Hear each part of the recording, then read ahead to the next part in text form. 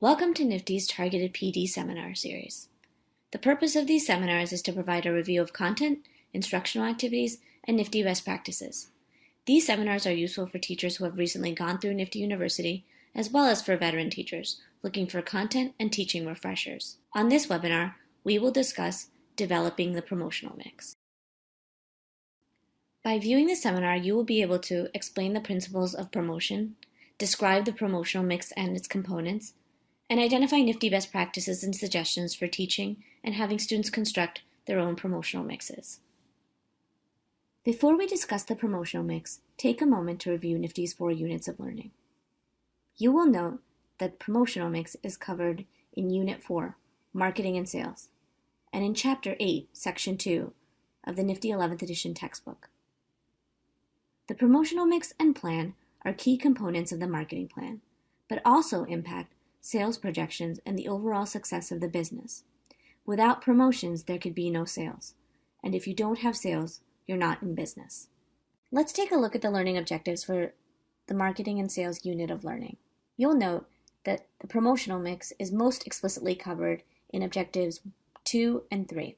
Promote their business to members of their target market through multiple modalities, physical and digital, and students will be able to create effective strategies to sell and retain customers in their target market. But as we mentioned earlier, promotions are key to achieving a business's goal and earning a profit. This is why it's important to choose a mix of promotional strategies that align with your business and marketing goals.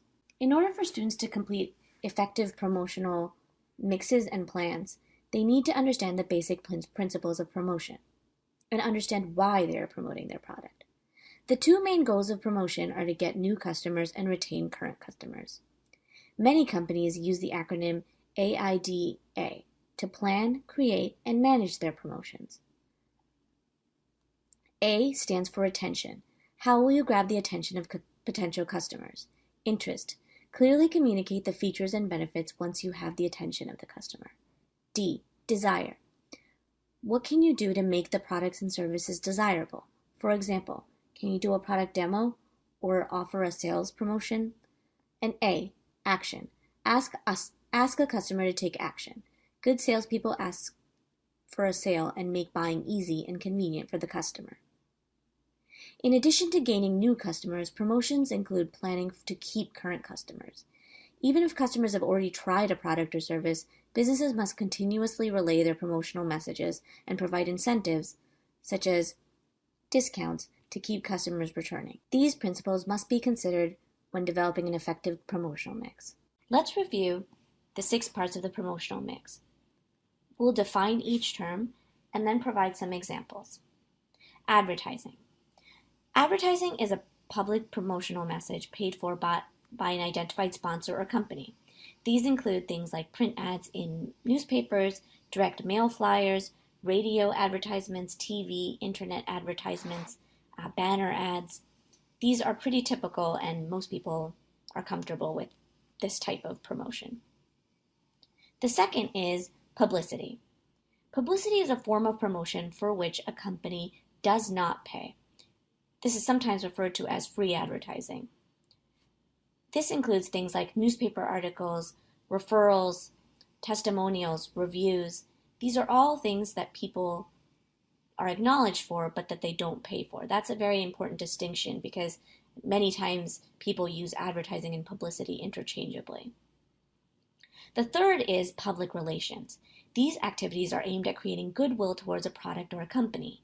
These could be events like fundraisers or could also include things like press releases that highlight good things that the company is doing for the community at large or their customers or even their employees.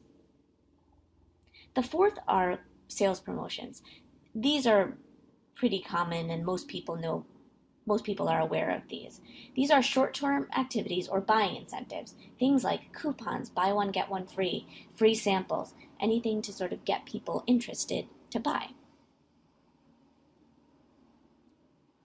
The fifth is personal selling. This involves direct one-on-one selling made by a company's sales representatives or by the entrepreneur herself. This is to get and build customer relationships. Examples of personal selling are telemarketing and consultations for a product or service. Lastly, we have visual merchandising. This is using artistic displays to attract customers into a store, as the name suggests. It includes things like storefront windows and product displays. Now that we've reviewed the 6 parts of the promotional mix, let's talk about how to effectively develop one.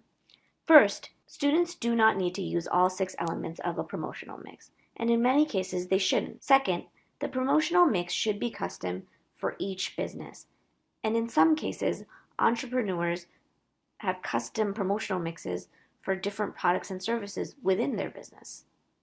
This is because the promotional mix needs to support a purpose. As we described earlier, there are 2 main goals for promotions: building awareness and getting customers to purchase. This second goal could include repeat customers. In general, you use advertising, PR, and publicity to raise awareness, and sales promotions, visual merchandising, and personal selling to close the deal and get customers to buy. So setting these goals is just step 1 in the process in determining what your promotional mix should be. Step 2 in our process is to determine what matters, and that starts with what the business goals are and marketing goals are. Ensuring there is alignment with your promotional methods and these goals is key. Because if there is alignment, you can end up sending mixed messages, wrong messages, or have your potential customers never get the messages you mean to get. Ultimately, it is all about the customer. And in this step, we want students to consider their own target customers and how they interact with things like TV, newspaper, social media, and the world around them. In Chapter 8, the textbook describes 360-degree marketing. 360-degree marketing encourages entrepreneurs to communicate with their prospects and customers from all different directions.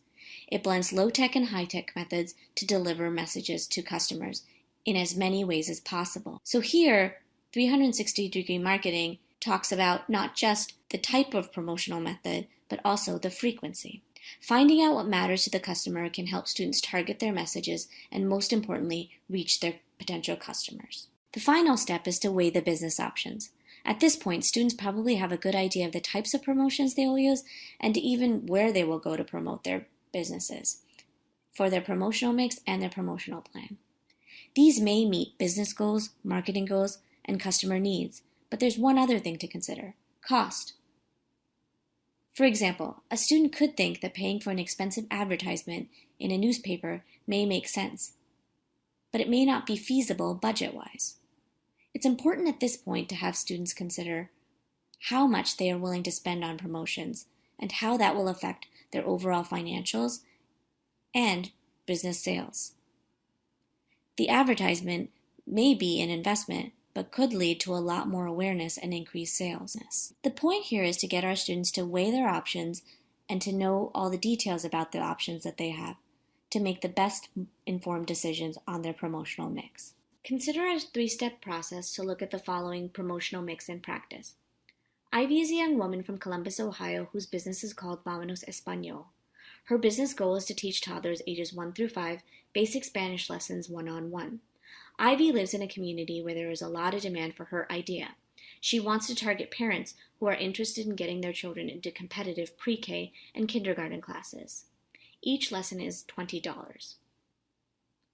She's started to work on her promotional plan and shows it to you. Currently, she lists a Facebook page with posts about the benefits of learning languages early, an Instagram feed with pictures of her and her friends in Vámonos t-shirts,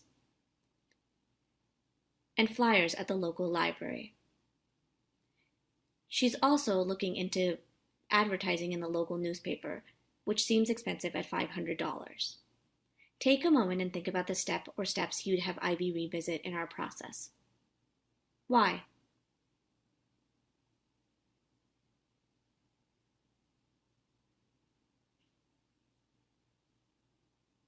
We'd recommend that Ivy revisit steps 2 and 3. 2, to ensure that her promotional strategy aligns with where her customers get information, and 3, to assess her promotional budget. If $500 is too much, she may need to think about how else she can get the word out about her business.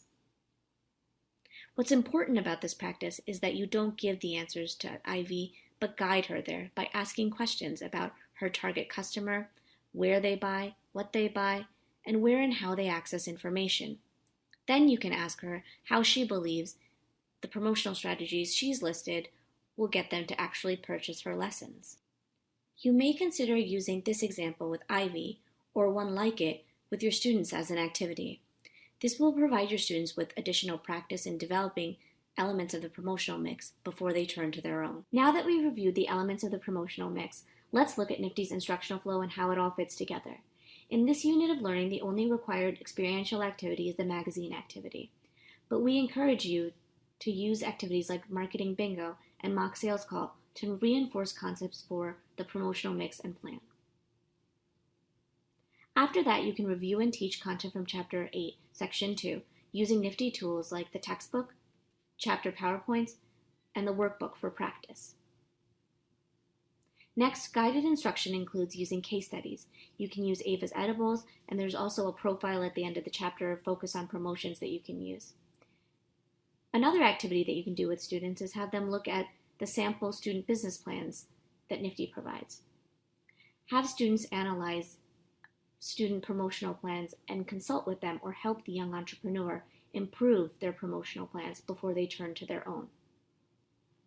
To more formally assess learning, you can have students complete Performance Task 4B and assess if students need any reteaching or additional practice. Finally, the ultimate demonstration of learning is your students' ability to complete their promotional mix that will inform both their marketing and promotional plans. Students who have a strong understanding of promotions will have a balanced and relevant set of promotional tools aligned to their goals. To close this session, we recommend the following next steps. Reread Chapter 8, Section 2 for more content review and additional exercises you may choose to use in your classroom. Invite a guest speaker to talk about promotions and marketing. This will help bring the topic to life and get your students inspired to come up with new, innovative solutions for their promotional strategies. Look through the experiential activities and assessments for additional support. The experiential activities specifically have some great modifications. And finally, your best resource is your NFTE Program Manager, who can offer additional classroom resources like case studies and also co-facilitate. We thank you for viewing this targeted PD seminar on the promotional mix and hope you found some useful tips and tools to use in your classroom.